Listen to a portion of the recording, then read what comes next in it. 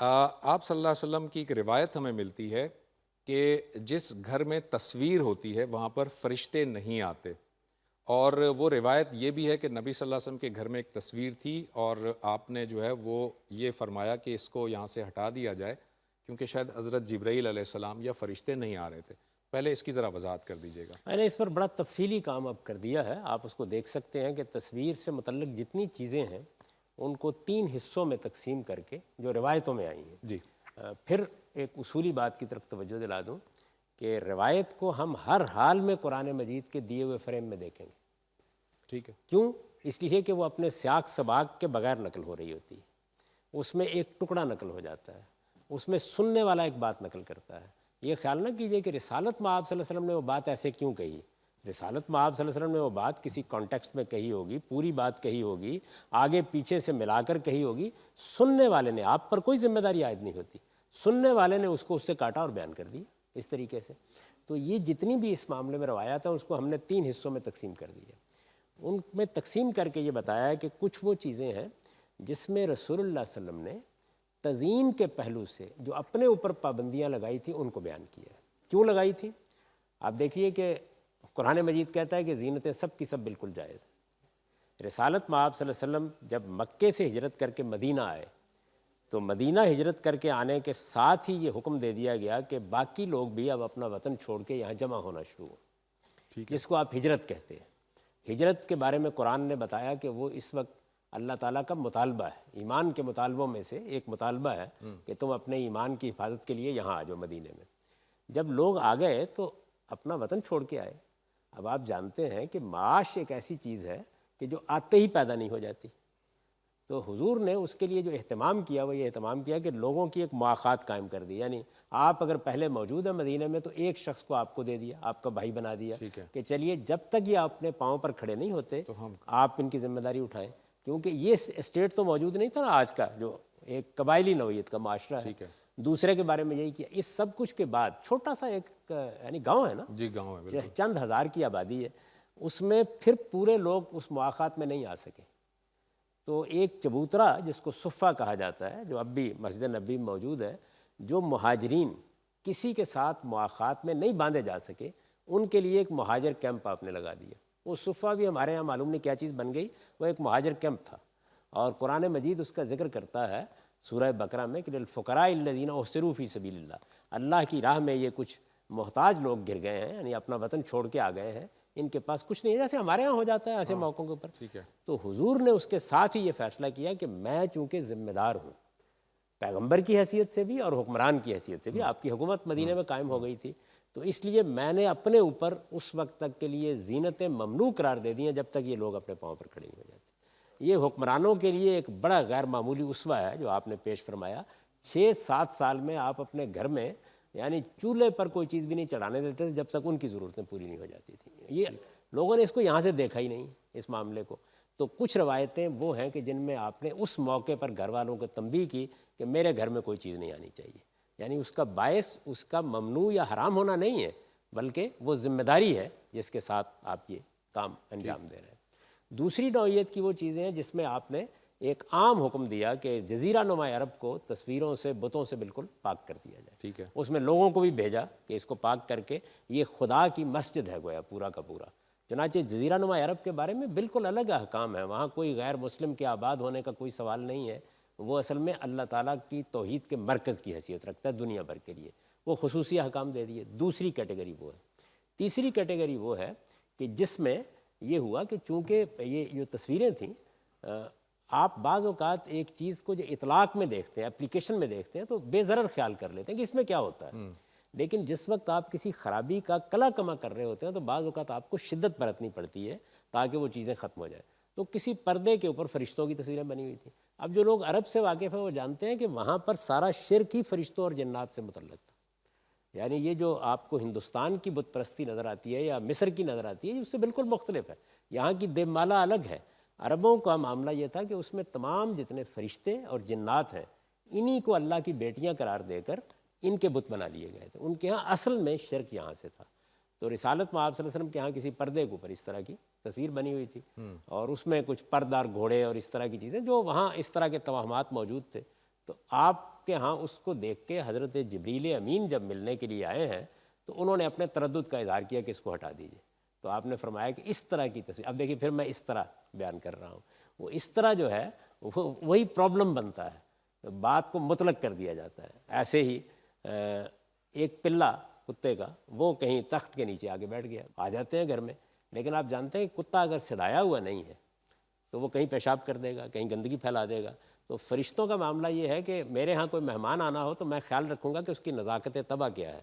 ممکن ہے کہ میں آپ سے عرض کروں کہ میرا اپنا حال بھی یہی ہے کہ کوئی چھوٹی سے چھوٹی چیز بھی اگر بے ترتیب پڑی ہو تو میرے سر میں گرانی شروع ہو جاتی ہے. اچھا ممکن ہے کچھ دوسرے لوگوں کے جن کو کچھ بھی نہ ہوتا اس میں, وہ ساری دنیا بکھیر کے بیٹھ جائیں. جس زمانے میں میرا یہ دل کا معاملہ ہوا تو میں ہسپتال سے واپس آیا تو میرے بچے وہاں پورش میں کھڑے تھے ہمارے گھر کے, تو آپس میں گفتگو کر رہے تھے کہ کوئی بتا سکتا ہے کہ ابا سب سے پہلے آ کے کیا کریں گے. تو سب نے بھیا کا آواز یہ کہا کہ یہ دیکھیں گے کہ کوئی کاغذ تو نہیں پڑا ہوا, اس کو اٹھا کے ٹوکری میں ڈالیں گے. اب ظاہر ہے یہ حساسیت ہے, تو فرشتوں کی بھی حساسیت ہے غلاظت سے. تو اس کے بارے میں انہوں نے تردد کا اظہار کیا کہ اس کو نکالیے, اور پھر رسول اللہ نے وہ جہاں بیٹھا ہوا تھا وہاں ظاہر ہے کچھ غلاظت اس نے پھیلا دی تھی, اس کو صاف کیا اور پانی اس کے اوپر بہا دیا. یہ باتیں تھیں جو حقیقت میں وہ شکل اختیار کر گئیں کہ اس کے بعد کتا بھی پلید اور نجس ہو گیا ہمیشہ کے لیے.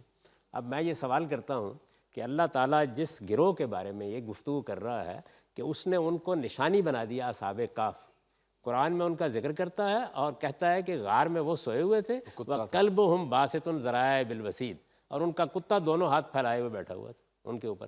قرآن مجید کو دیکھیے, یعنی وہ کتوں کو سدانے کا جو علم ہوتا ہے اس کو کہتے ہیں, اللہ تعالیٰ کہتے ہیں یہ علم میں نے تمہیں دیا ہے کہ اپنے کتوں کو سداؤ. اس کے بعد کہتا ہے کہ جو کتے اس طرح سدائے ہوئے ہوں ان پر اللہ کا نام لے کے شکار پر چھوڑ دو تو ذبح کرنے کی ضرورت نہیں ہے. اب مجھے یہ بتائیے کہ وہی کتے جو ہے وہ قرآن میں اس مدح کے مقام پر کھڑے ہیں, وہی کتے روایت میں یہ شکل اختیار کر گئے. تو اس میں میری مؤدبانہ گزارش صرف یہ ہے کہ صرف ترتیب ٹھیک کر لیں, قرآن مجید سے روایت کی طرف آئیں. بس آپ روایت سے جب جائیں گے تو کبھی بات سمجھ میں نہیں آئے گی, کیونکہ وہ بات اصل میں اپنے سیاق سباق سے کٹ چکی ہوئی ہے. ٹھیک ہے, جب کٹ گئی ہے تو وہ اب اصل میں یہاں رہی نہیں ہے. میں نے مثال دی نا اس کی, ٹیلی ویژن توڑ دو, یہ تبصرہ کس چیز پر ہے؟ یہ ٹیلی ویژن پر تبصرہ نہیں ہے, اس کے کسی برے استعمال پر ہے. آپ نے برے استعمال کے تبصرے کو اصل تک پہنچا دی. تو آپ سمجھیں کہ برا استعمال گفتگو کا ہو سکتا ہے, برا استعمال شاعری کا ہو سکتا ہے.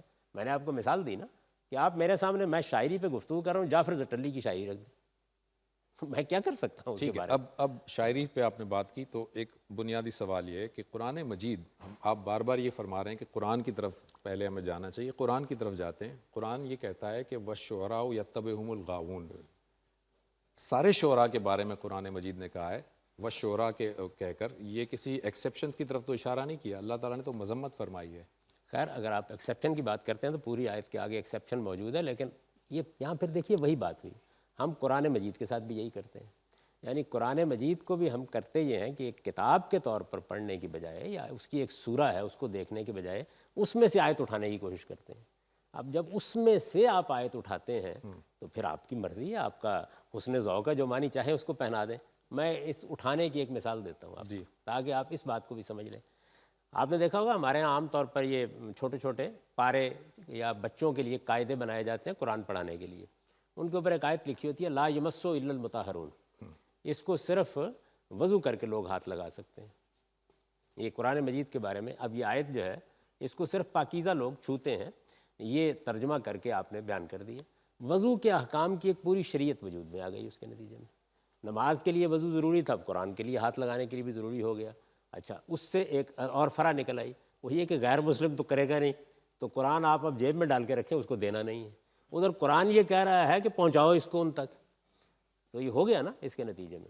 تو اب آیت کو آپ اصل سورہ میں رکھ کے دیکھیے وہاں کیا ہے. وہاں موضوع یہ زیر بحث ہے کہ مشرکین عرب یہ کہتے ہیں کہ یہ جو آپ کلام سنا رہے ہیں یہ بڑا غیر معمولی کلام ہے, شاعری ہے, ساحری ہے, بلکہ جادو ہے, یہ کسی جن نے آپ پر الہام کر دی ہے. کیونکہ عربوں کے ہاں یہ وہم تھا کہ جنات اس طریقے سے لوگوں کو گرفت میں لے لیتے ہیں اور یہ کرتے ہیں.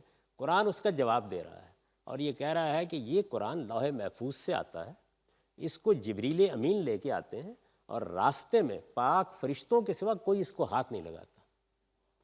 آیت یہ ہے, آیت اپنے سیاق سباق کانٹیکسٹ سے نکال لیا آپ نے تو وضو کے احکام کی آیت بن گئی. تو یہاں بھی یہی صورتحال ہے کہ وہاں مسئلہ کیا زیر بحث ہے، جو آیات آپ نے پڑھی ہیں، مسئلہ یہ زیر بحث ہے کہ رسول اللہ کو شاعر کہہ دیا گیا ہے۔ قرآن مجید یہ کہتا ہے کہ وما علمنہ الشعر وما ینبغی لہ، یعنی نہ ہم نے ان کو شاعری کی صلاحیت دی ہے اور نہ شاعری پیغمبر کے شائن شان ہے، یعنی وہ شاعری کرنے کے لیے نہیں آتا۔ سمجھ رہے ہیں نا بات؟ بالکل اور یہ فرمایا کہ ادھر پیغمبر کی ذات والا صفات ہے، ادھر اس کے مقابل میں عرب کے شعراء کھڑے ہیں۔ یہ جانتے ہو یہ شاعر کیا کرتے ہیں؟ ان کے پیچھے تالیاں بجانے والے لگے ہوتے ہیں۔ یہ کبھی ایک بات کہتے ہیں، کبھی دوسری بات کہتے ہیں، ہو سکتا ہے پہلی بات جو ہے وہ تقوی کی بات ہو اور دوسری بات رندی کی بات ہو۔ تیسرا کیا کہا؟ یعنی یہ جو کہتے ہیں کبھی کرتے نہیں۔ اب اس کے مقابل میں پیغمبر کو بتایا کہ ان کے پیچھے کتنے پاکیزہ لوگ کھڑے ہیں، ان کی اپنی شخصیت کس طرح قول و فعل کا بہترین نمونہ ہے کہ کوئی اس میں تضاد موجود نہیں ہے۔ تو یہ گروہ کے مقابلے میں پیغمبر کی ذات کو کھڑا کیا ہے تاکہ اس الزام کا جواب دیا جائے۔ اس کے بعد ظاہر ہے کہ وہ سوال بھی پیدا ہو گیا کہ کہیں لوگ اس سے وہ کنڈمنیشن نہ نکال لیں، بڑا لطیف فن ہے۔ بالکل تو فوراً بات کہا کہ کہیں یہ خیال نہ کر لینا کہ سارے شاعر ایسے ہوتے ہیں، الا الذین آمنوا وعملوا الصالحات، ان میں وہ بھی ہیں کہ جن کو اللہ نے ایمان کی توفیق دی ہے، وہ بھی ہیں کہ جو اچھا عمل کرتے ہیں، وہ بھی ہیں کہ جن کی زندگی اچھا نمونہ ہوتی ہے۔ ٹھیک ہے، تو یہ ساری بات یہ ہے، اس ساری بات میں سے وہ نکال لیا ہم نے۔